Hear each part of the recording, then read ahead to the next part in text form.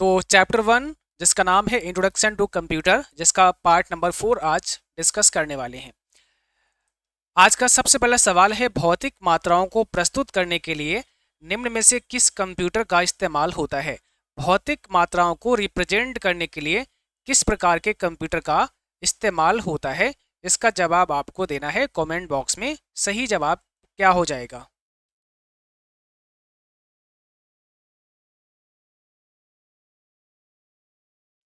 ठीक है, तो इसका सही जवाब है ऑप्शन नंबर बी, आपका एनालॉग कंप्यूटर। भौतिक मात्राओं को रिप्रेजेंट करने के लिए एनालॉग कंप्यूटर का इस्तेमाल किया जाता है।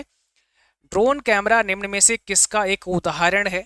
आपको बताना है ड्रोन कैमरा निम्न में से किसका एक एग्जाम्पल है, किसका एक उदाहरण है। तो सही जवाब सभी बच्चों को कमेंट बॉक्स में लिखना है। राइट आंसर क्या हो जाएगा, जल्दी से आप लोग बताएं।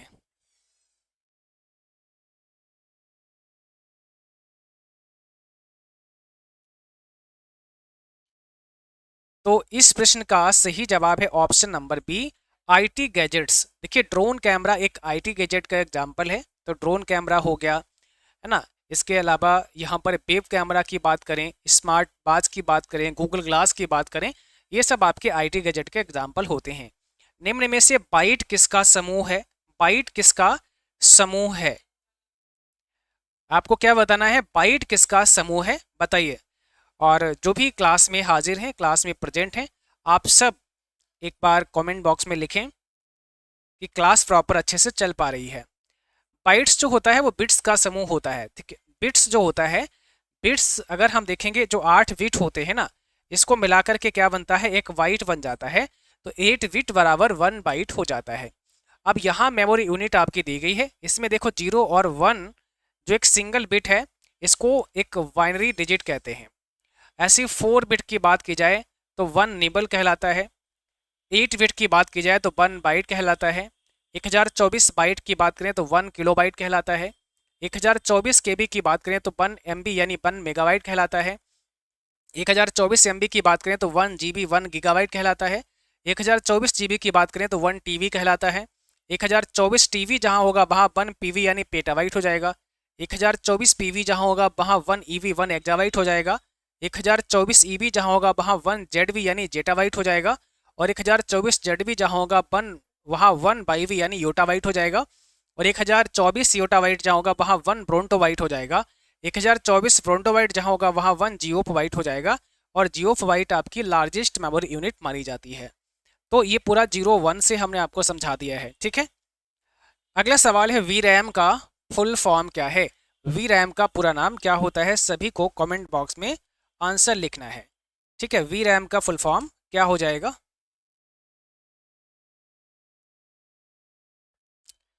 इसका मतलब होता है वीडियो रैंडम एक्सेस मेमोरी। क्या होता है?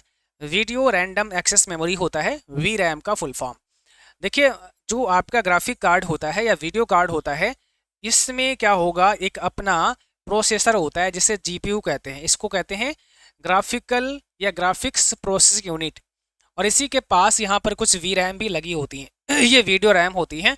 तो वी रैम एक बफर है between the computer processor and the display and is often called the frame buffer.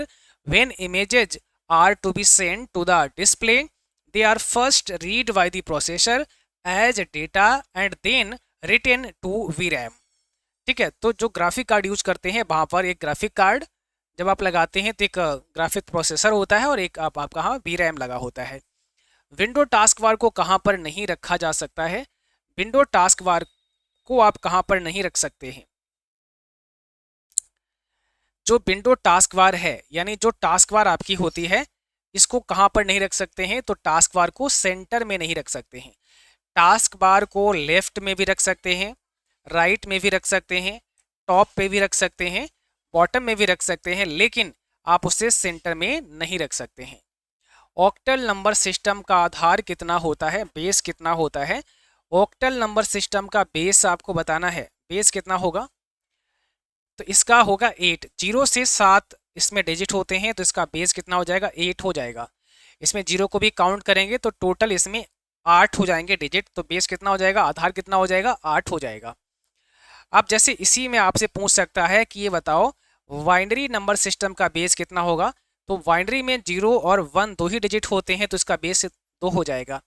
आपसे पूछा जा सकता है कि डेसिमल में बेस कितना होता है, डेसिमल नंबर सिस्टम में, तो इसमें 0 से लेकर 9 तक के डिजिट होते हैं, कुल मिला के इसमें 10 हो जाएंगे, तो इसका बेस 10 हो जाएगा। आपसे पूछा जाएगा हेक्सा डेसिमल में कितना होता है, तो हेक्सा डेसिमल के अंदर 0 से 9 और ए से एफ तक के लेटर होते हैं, तो इसका बेस कितना हो जाएगा? 16 हो जाएगा। और ऑक्टल का अभी बता ही दिया हमने, 8 हो जाएगा। पांचवी पीढ़ी के कंप्यूटर में अन्य पीढ़ी के कंप्यूटरों से क्या अंतर है? जो पांचवी पीढ़ी के कंप्यूटर हैं उसमें और बाकी की जनरेशन के जो कंप्यूटर हैं उसमें क्या अंतर है दोनों में? पांचवी पीढ़ी के कंप्यूटर में और बाकी की जनरेशन में क्या अंतर है, ये आपको बताना है। तो इसका सही जवाब है ऑप्शन बी, दोनों में क्या अंतर है? टेक्नोलॉजिकल एडवांसमेंट हुआ है। यानी अगर हम टेक्निकल रूप से देखें तो पहले की अपेक्षा आज के समय में टेक्नोलॉजी ज़्यादा विकसित हो गई है। तो पहले और आज में क्या है? टेक्नोलॉजिकल एडवांसमेंट आज के सिस्टम में हुआ है पहली पीढ़ी के कंप्यूटर से।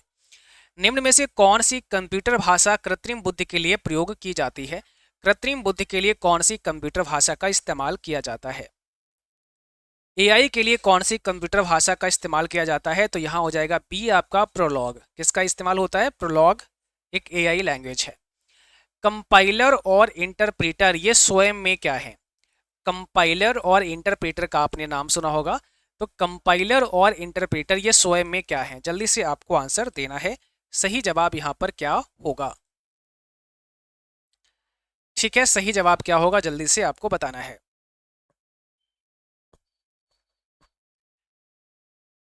तो यहाँ पर आपका जो राइट आंसर है वो है ऑप्शन नंबर सी, प्रोग्राम है।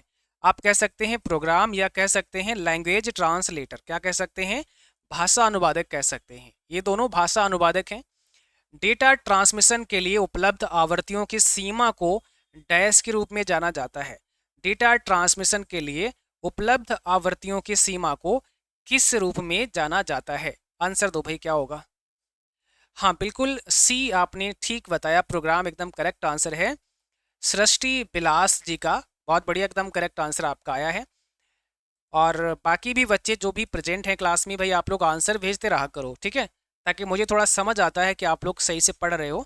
तो अपने आंसर कमेंट में अवश्य लिखते रहा करो।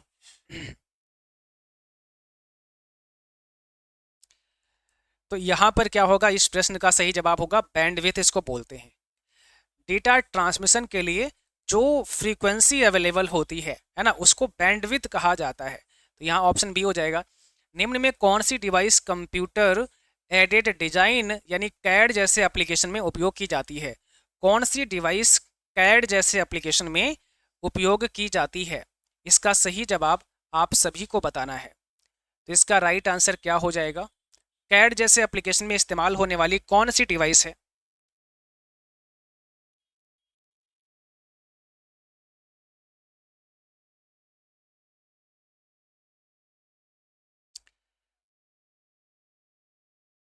तो इस प्रश्न का सही जवाब है ऑप्शन नंबर पहला, प्लॉटर्स। यानी जो प्लॉटर होते हैं इसका इस्तेमाल कैड जैसी डिवाइस में होता है। कैड जैसे एप्लीकेशन के साथ में प्लॉटर का इस्तेमाल होता है। फर्स्ट ऑप्शन हो जाएगा। ठीक है, कैड का मतलब होता है कंप्यूटर एडेड डिजाइन। अगर हमें कोई 3D डिजाइन वगैरह बनानी होती है तो कैड जैसे एप्लीकेशन यूज होते हैं, और ये प्लॉटर्स प्रिंटिंग के लिए होते हैं। जीपीयू का पूरा नाम क्या होता है? जीपीयू का फुल फॉर्म आपको बताना है। ठीक है, आपको जीपीयू का फुल फॉर्म बताना है, तो इसका राइट आंसर दीजिएगा, क्या हो जाएगा?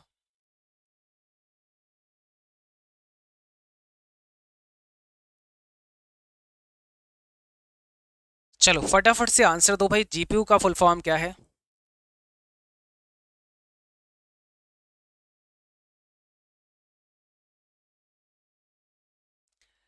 तो यहाँ पर आपका सही जवाब है ग्राफिक्स प्रोसेसिंग यूनिट। जीपीयू का फुल फॉर्म है graphics processing unit. Computer system में फाइलों को प्रबंधित करने के लिए किसका इस्तेमाल किया जाता है? फाइल्स को मैनेज करने के लिए, फाइल्स को प्रबंधित करने के लिए किसका इस्तेमाल किया जाता है? इसका सही जवाब आप सभी को कमेंट बॉक्स में बताना है। राइट आंसर क्या हो जाएगा? सभी को कमेंट बॉक्स में लिखना है। तो देखिए इस प्रश्न का सही जवाब है ऑप्शन नंबर बी, फैट हो जाएगा। इसको बोलते हैं फाइल एलोकेशन टेबल। क्या बोलते हैं? फाइल एलोकेशन टेबल बोला जाता है। फाइल एलोकेशन टेबल के नाम से इसको जानते हैं। कंप्यूटर बंद होने पर भी कंप्यूटर सिस्टम में समय और दिनांक किसकी मदद से सही से काम करते रहते हैं? आपका कंप्यूटर बंद हो गया है, फिर भी समय और दिनांक किसकी मदद से काम करते रहते हैं, ये आपको बताना है। ठीक है, सही जवाब कौन सा हो जाएगा, जल्दी से बताइए।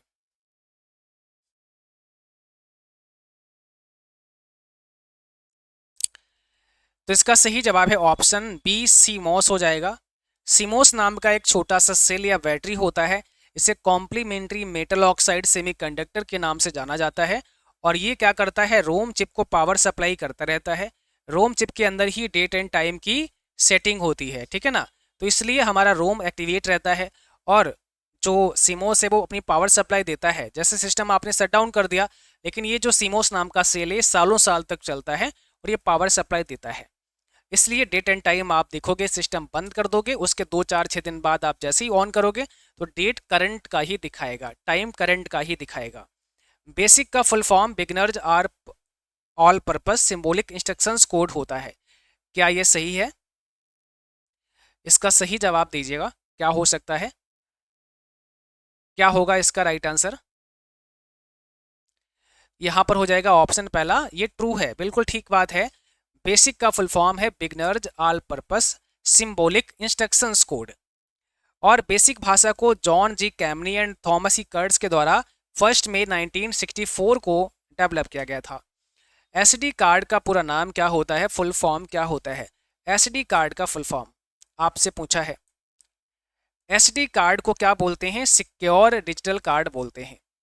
छोटा सा एसडी कार्ड होता है, मोबाइल फ़ोन वगैरह में चिप के रूप में इसको डालते थे, तो ये सिक्योर डिजिटल कार्ड कहलाता है। ऑप्टिकल डिस्क में लेजर तकनीक का इस्तेमाल किया जाता है। जो ऑप्टिकल डिस्क होती है ना, इसमें लेजर टेक्निक का इस्तेमाल होता है। ऑप्टिकल डिस्क में किसका इस्तेमाल होता है? लेजर टेक्निक का इस्तेमाल होता है। तो क्या होगा इसका राइट आंसर, बताइए।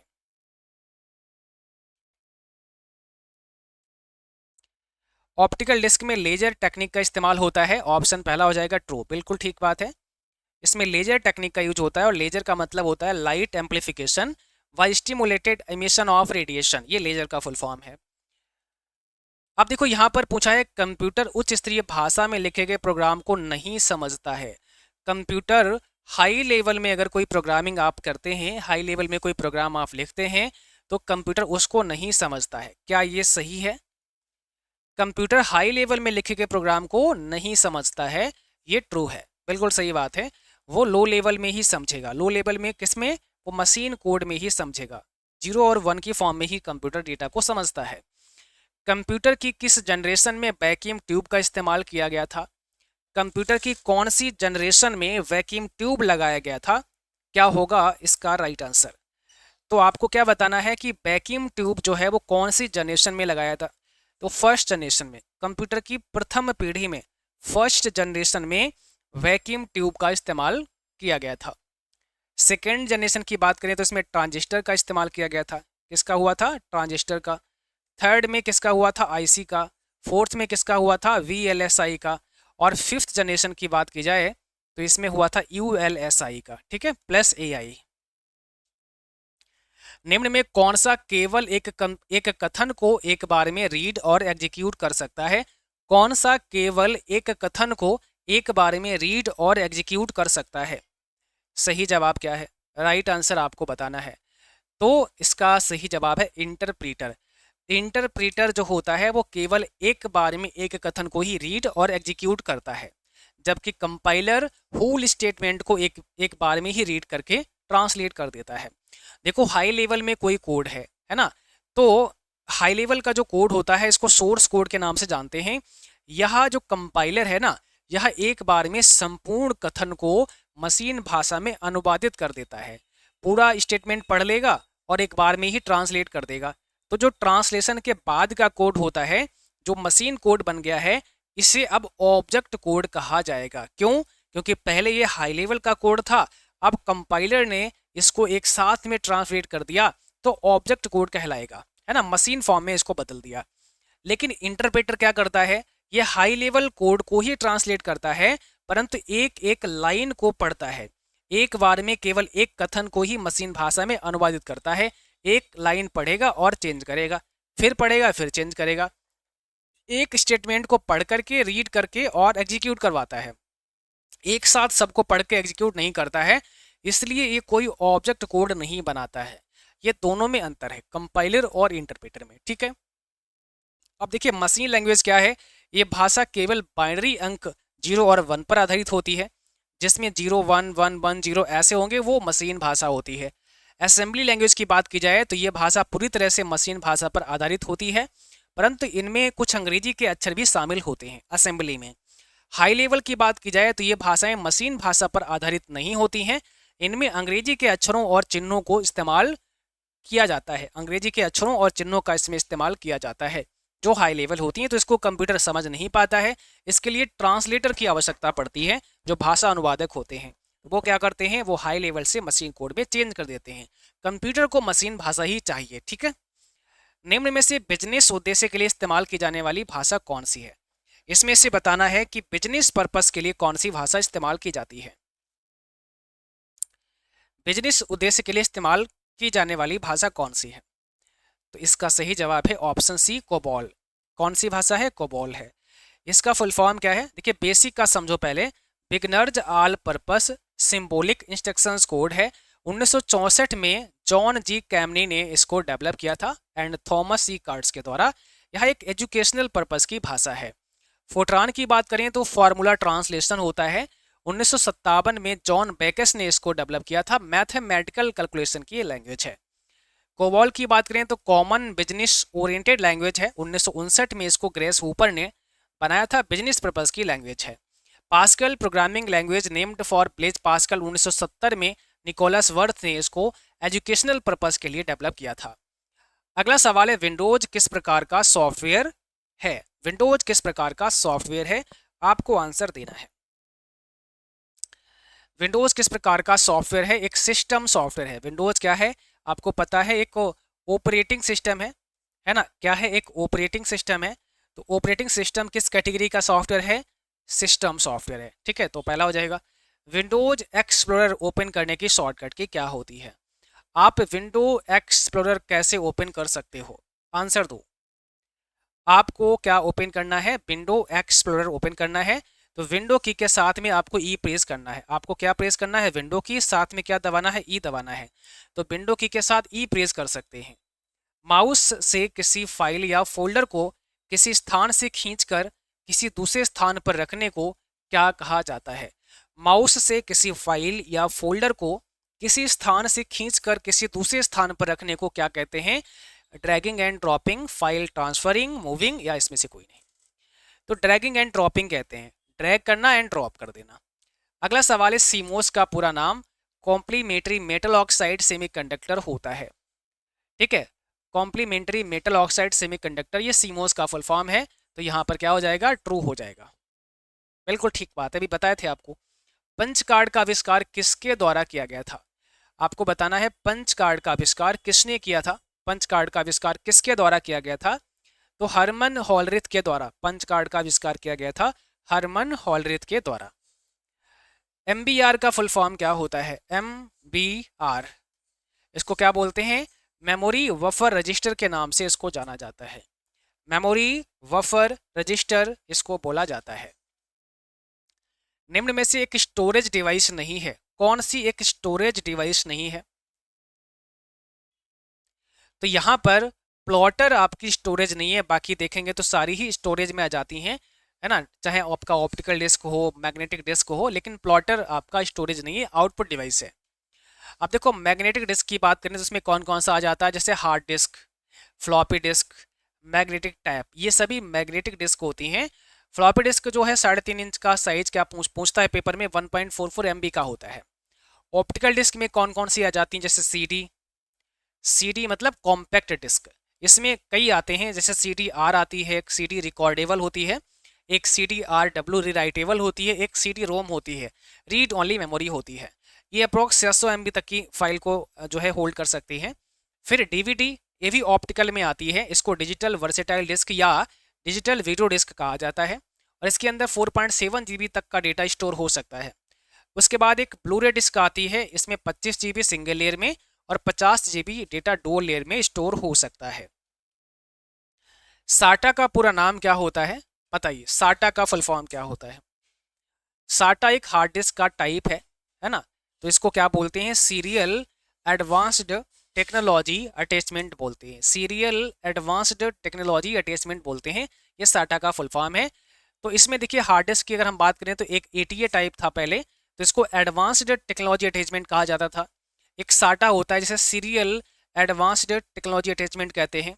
एक पाटा जिसे पैरेलल एडवांस्ड टेक्नोलॉजी अटैचमेंट कहते हैं। एक SCSI जिसे स्मॉल कंप्यूटर सिस्टम इंटरफेस कहते हैं। एक SAS जिसे serially attached small computer system कहते हैं। ठीक है, serially attached small computer system interface. तो ये अलग अलग टाइप हैं, फुल फॉर्म आप सबको याद रखनी है। हमारे कंप्यूटर में साटा नाम से ही 2.5 इंच की हार्ड डिस्क लगी होती है। इसे 24 दिसंबर 1954 में रे जॉनसन ने IBM में बनाया था और 1956 में इसे लॉन्च किया था। अगला सवाल है SSD का पूरा नाम क्या होता है, फुल फॉर्म क्या होता है? आपको SSD का फुल फॉर्म बताना है। क्या होगा इसमें right answer? Solid state drive होता है। ठीक है, देखो एक तो आपकी SSD ऐसी होती है, तो SSD का नाम जो है वो सॉलिड स्टेट क्यों पड़ा? क्योंकि they have no moving part, इसमें कोई मूविंग पार्ट नहीं है। In an SSD all data is stored in integrated circuit used ICs NAND gate. It is a semiconductor और इलेक्ट्रिकल स्टोरेज डिवाइस। इसको semiconductor कहते हैं या electrical storage कहते हैं। इसमें कोई मूविंग पार्ट नहीं होता है, कोई ऐसे घूमने वाला पार्ट नहीं होता है, इसलिए इसको सॉलिड स्टेट कहा जाता है। एक आपकी हार्ड डिस्क होती है, हार्ड डिस्क है जो स्पाइनिंग डिस्क, इसमें एक स्पाइनिंग डिस्क होती है inside where data is store, जिसके अंदर डेटा स्टोर होता है। मैग्नेटिकली डेटा यहाँ स्टोर होता है। It is a magnetic storage device, और यह एक मैग्नेटिक स्टोरेज डिवाइस होती है। तो ये आप देख रहे हैं, ये आपका हार्ड डिस्क है, ये आपका SSD है। SSD काफ़ी लाइट वेट होता है इसकी अपेक्षा, बट महंगा होता है, कॉस्टली बहुत होता है इसकी अपेक्षा अगर आप देखेंगे, और ये फास्ट भी होता है, इसकी स्पीड फास्ट होती है। लेकिन ये जो है आपका हार्ड डिस्क है, ये पुराने समय की चीज़ है ना। आजकल अब SSD का ज़्यादा यूज हो रहा है डेटा को स्टोर करने के लिए। इसमें डेटा मैग्नेटिकली स्टोर होता है। यहाँ पर एक स्पाइनिंग डिस्क होता है, ये मूव करता है ना, ये इसका हेड होता है जो इसको रीड करने का काम करता है। USB फ्लैश ड्राइव को और किस नाम से जानते हैं? USB फ्लैश ड्राइव को और किस नाम से जाना जाता है? इसे पेन ड्राइव के नाम से जानते हैं। किसके नाम से जानते हैं? पेन ड्राइव के नाम से जाना जाता है। FSF का पूरा नाम बताइए क्या होता है? FSF का फुल फॉर्म क्या है? फ्री सॉफ्टवेयर फाउंडेशन है, इसको बोलते हैं फ्री सॉफ्टवेयर फाउंडेशन। अब फ्री सॉफ्टवेयर फाउंडेशन जो है ना, एक नॉन प्रॉफिट ऑर्गेनाइजेशन है। रिचार्ड स्टैलमैन ने इसको 4 अक्टूबर 1985 में फाउंडेड किया था। पहले से शुरू कंप्यूटर को दोबारा स्टार्ट करना क्या कहलाता है? कोई कंप्यूटर पहले से ही शुरू है, पहले से ही स्टार्ट है, आप उसको दोबारा स्टार्ट कर देते हैं तो क्या कहलाता है? पहले से शुरू कंप्यूटर को दोबारा स्टार्ट करना क्या कहलाता है बताइए?